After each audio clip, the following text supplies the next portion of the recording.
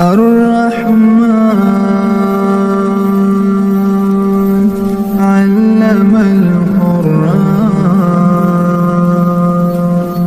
خلق الإنسان علمه البيان الشمس والقمر بحسبان.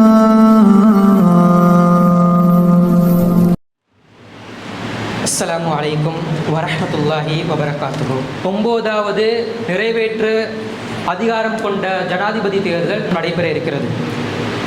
இந்த தேர்தலை பொறுத்தவரையில் அநேகமான முஸ்லிம்களிடத்தில் அதே போல் முஸ்லீம் அல்லாதவர்களிடத்திலும் ஒரு எதிர்பார்க்கக்கூடிய ஒரு தேர்தலாக காணப்படுகிறது. இந்த விடத்தில் நாம் பார்க்கக்கூடிய விஷயம் என்னென்னு சொன்னால், முஸ்லீம்களில் ஒரு சாரார் என்ன ஒரு கருத்தை பரப்புகிறாங்கன்னு சொல்லி கேட்டால், இந்த ஜனநாயகம் என்பது இஸ்லாத்துக்கு எதிரான ஒரு காரியம், இஸ்லாத்துக்கும் இதுக்கும் எந்த ஒரு சம்பந்தமும் இல்லை, இன்னும் சொல்ல போனால் ஒரு படிக்கு மேலே போய் இது ஒரு நவீன இணை வைத்தல், இது ஒரு ஷிர்க்கு என்று பிரச்சாரம் செய்யக்கூடிய ஒரு காட்சியை நம்ம பார்க்குறோம். இவர்கள் எதை அடிப்படையில் வச்சு இதை வந்து ஒரு ஷிர்க் என்றும் இஸ்லாத்திற்கு முரணான ஒரு காரியமாகவும் சித்தரிக்கிறார்கள் சொல்லி கேட்டால், அல்லாஹ் தன் திருமறை குர்ஆனில் 12வது அத்தியாயம் 40வது வசனத்தை சொல்கிறான், அதிகாரம் அல்லாஹ்வை தவிர வேறு யாருக்கும் இல்லை, அதிகாரம் என்பது அல்லாஹ் ஒருவனுக்கு மாத்திரம்தான் இருக்கிறது என்று சொல்லி அல்லாஹ் குர்ஆனில் சொல்கிறான். எனவே அல்லாஹ்வுடைய அதிகாரம் என்பது அல்லாஹ்வுக்குரியது. நாம் இன்னொருத்தர் நம்ம ஓட் போட்டு ஒருத்தர் நம்ம அதிகாரத்தில் கொண்டு போய் வைக்கிறோம் என்று சொன்னால், அந்த அதிகாரத்துக்கு அல்லாஹ்வுக்கு இணையாக நம்ம இன்னொருத்தரை கொண்டு போய் வைக்கிறோமே என்று சொல்லி வாதம் வைக்கிறார்கள். அதே போல் சூரா மாயிதாவில் 49வது வசனத்தை காட்டி, அல்லாஹ் அருளியதன் அடிப்படையில் தீர்ப்பளிப்பீராக, அல்லாஹ் என்னத்தை உங்களுக்கு அருளினானோ அதை அடிப்படையில் நீங்கள் வந்து மக்களுக்கு தீர்ப்பளியுங்கள் என்று சொல்லி அல்லாஹ் சொல்கிறான். அப்போ தேர்தலை பொறுத்த வரைக்கும் முஸ்லீம்கள் வர முடியாது. அப்போ இந்த காஃபிர்கள் வந்து அல்லாஹ்வுடைய சட்டத்தின் அடிப்படையில் தீர்ப்பளிப்பார்களா? எனவே இது வந்து குர்ஆனுக்கு முரணாக இருக்குது. எனவே வந்து நாங்கள் என்ன செய்யக்கூடாதுன்னா தீர்ப்பளிக்கக்கூடாது. ஜனநாயகம் என்பது இஸ்லாத்திற்கு எதிரான ஒரு செயலாக காட்ட பார்க்கிறார்கள். ஆனால் இவருடைய இந்த வாதம் சரியான ஒரு வாதமான்னு கேட்டால் கிடையாது, முற்றிலும் முழுதாக தவறான ஒரு வாதமாக காணப்படுகிறது. குர்ஆனிலிருந்து இந்த ஆதாரத்தை எடுத்து வைக்கக்கூடியவர்கள் அதே குர்ஆனில் தான் சூரா மாயிதாவில் 35வது வசனத்திலே கணவன் மனைவிகளுக்கு இடையே ஏற்படக்கூடிய சண்டைகளை பற்றி அல்லாஹ் கூறுகின்ற சந்தர்ப்பத்தில், அவர்கள் இருவரும் சண்டையிட்டு பிரிந்து விடுவார்கள் என்று நீங்கள் அஞ்சினால் அவனுடைய குடும்பத்தில் ஒரு நடுவரையும் அவளுடைய குடும்பத்தில் ஒரு நடுவரையும் அதை அனுப்புங்கள். அவ்விருவரும் நல்லிணக்கத்தை விரும்பினால் அல்லாஹ் அவர்களுக்கிடையே இணக்கத்தை ஏற்படுத்துவான். கணவன் மனைவிக்கு இடையில் ஒரு சண்டை வருது, இந்த சண்டை முத்தி போய் இவங்க பிரிஞ்சிருவாங்க என்ற அளவுக்கு நீங்கள் போகும்போது நினைச்சிங்கன்னு சொன்னால், அந்த கணவனுடைய தரப்புலேருந்து ஒரு நடுவரையும் மனைவியுடைய தரப்புலையும் ஒரு நடுவரையும் எடுத்து அதை விசாரணை செய்து தீர்ப்பளியுங்கள் என்று சொல்லி அல்லாஹ் குர்ஆனில் சொல்கிறானே இல்லையா? அப்போ இந்த தீர்ப்பளிக்கக்கூடிய இப்போ அந்த அதிகாரத்தை அல்லாஹ்வுடைய குடும்பத்தாருடைய நடுவருக்கு கொடுக்குறானா இல்லையா? அதே போல் சூரா மாயிதாவில் 55வது வசனத்தில் அல்லாஹ் சொல்கிறான், அமானிதங்களை அதற்குரியோரிடம் வழங்கிவிடுங்கள், மக்கள் மத்தியிலே தீர்ப்பளிக்கும் போது நீதியாக தீர்ப்பளிக்க வேண்டும் என்றும் அல்லாஹ் உங்களுக்கு கட்டளையிட்டுள்ளான். அது மாத்திரம் சொல்லாமல் தொடர்ந்து அல்லாஹ் சொல்கிறான், அல்லாஹ்வின் இந்த அறிவுரை மிகவும் நல்லது, நல்ல ஒரு அறிவுரை அல்லாஹ் உங்களுக்கு சொல்லிக்கிறான்.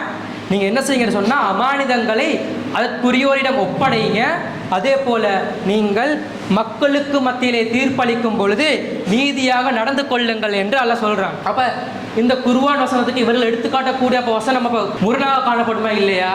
ஆனால் இது முரணான்னு சொல்லி கேட்டால் கிடையாது. சாதாரண ஒரு ஜனாதிபதிக்கு என்ன ஒரு அதிகாரம் இருக்கும்? நாட்டுக்கு உட்பட்ட ஒரு அதிகாரம் தான் காணப்படும். இந்த அதிகாரமும் சர்வ வல்லமையும் படைத்த உலகத்தை படைத்து பரிபாலிக்கக்கூடிய அல்லாஹ்வினுடைய அதிகாரத்துக்கு ஈக்குவலாக உண்டா? நினைச்சு பார்க்க முடியுமா?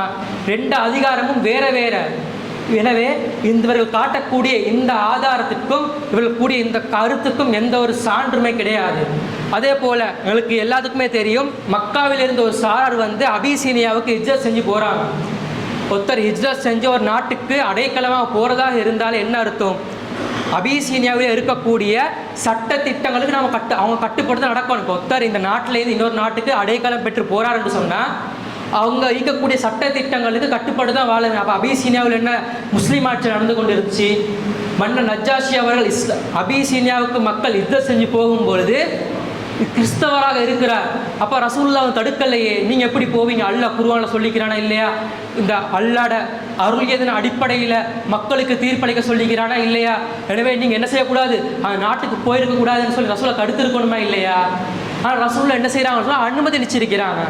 எனவே இந்த ஜனநாயகம் என்பது, இந்த தேர்தல் வாக்குரிமை என்றது இஸ்லாத்திற்கு முரணான ஒரு விஷயம் அல்ல. இஸ்லாம் அனுமதித்து இருக்கக்கூடிய ஒரு விடயமாக காணப்படுகிறது. எனவே அனைவரும் கண்டிப்பாக உங்களுடைய வாக்குகளை அளிக்க வேண்டும். ஏன்னு சொன்னால் முஸ்லீம்கள் இடத்துல ஒரு பரவலான ஒரு கருத்தில் போய்கிட்டு இருக்குது. என்னன்னு சொன்னால், யாரையும் நம்பி வேலை இல்லை, நாங்கள் என்ன செய்ய போகிறோம்னு சொன்னால் ஓட்டே போடாமல் இருக்க போகிறோம், வாக்கு அளிக்காமல் இருக்க போகிறோம். அப்படி இல்லாட்டி எங்களோட வாக்குகளை செல்லுபடியற்றதாக கேன்சல் ஆகக்கூடிய ஓட்டாக தான் நாங்கள் போட போகிறோம்னு சொல்லி கொண்டு இருக்கிறார். இது ஒரு சரியான அணுகுமுறையான்னு சொல்லி கேட்டால் கிடையவே கிடையாத ஒரு அணுகுமுறை. இந்த அணுகுமுறை மென்மேலும் முஸ்லீம்களை பலவீனப்படுத்தக்கூடியதாகத்தான் காணப்படும். இப்படி நாம் இருக்கிறதுனால சில சமயங்களில் நாம் விரும்பாத யாரெல்லாம் ஆட்சிக்கு வரக்கூடாது என்று நாம் நினச்சி கொண்டிருப்போமே, அவர்களே திரும்பவும் ஆட்சிக்கு வரக்கூடிய ஒரு சில சந்தர்ப்பங்கள் காணப்படும். எனவே இது ஒரு பொறுப்பு. அல்லாஹ் தூதர் ஸல்லல்லாஹு அலைஹி வஸல்லம் அவர்கள் கூறுகிறார்கள், நீங்கள் ஒவ்வொருவரும் பொறுப்புதாரிகள், உங்கள் பொறுப்புகளை பற்றி நாளை மறுமையிலே நீங்கள் விசாரிக்கப்படுவீர்கள். எனவே இது எங்களுடைய பொறுப்பு, எங்களுடைய உரிமை. நாம் அனைவரும் என்ன செய்யணும் சொன்னால், கட்டாயமாக யாருக்கு யார் விருப்பமோ, யார் நல்லது செய்வாங்க சொல்லி நினைக்க அவங்களோட தனிப்பட்ட இஷ்டம், அது யாராக இருந்தாலும் கட்டாயமாக வாக்களிக்க வேண்டும் என்று சொல்லி இந்த தருணத்தில் சொல்லிக் கொள்கிறேன். அதே போல் வீணான காரியங்களில் இருந்தும் அல்லாஹ் தன் திருமறை குர்ஆனில் சொல்கிறேன் என்று சொன்னால், அல்லாஹ்வுடைய அடியார்கள் எப்பேற்பட்டவர்கள் என்று சொன்னால், அவர்கள் வீணான காரியங்களை கண்டால் கடந்து சென்று விடுவார்கள். இப்போ நிலைமையை நான் அப்படி தான் பார்க்கக்கூடியதாக இருக்குது. இப்போ ஒவ்வொருத்தர் பேசக்கூடிய பேச்சுக்களில் ஏதாவது ஒரு பிரயோசனமாக இருக்கக்கூடிய ஒரு பேச்சாக இருக்குதுன்னு சொல்லி கேட்டால் அப்படி இல்லை. வீணான காரியங்களிலும் வீணான பேச்சுக்களிலும் பாவமான செயல்களிலும் தான் ஈடுபட்டு கொண்டு இருக்கிறார்கள். அதில் நாம் விடுபட்டு வர வேண்டும். அப்போ அதன் அடிப்படையில் நம்முடைய வாழ்க்கையை நாம் அமைத்துக் கொள்வோம் என்று கூறி எனது உரையை நிறைவு செய்கிறேன். வாஹ்ரதவான அல்ஹம்துலில்லாஹி ரப்பில் ஆலமீன்.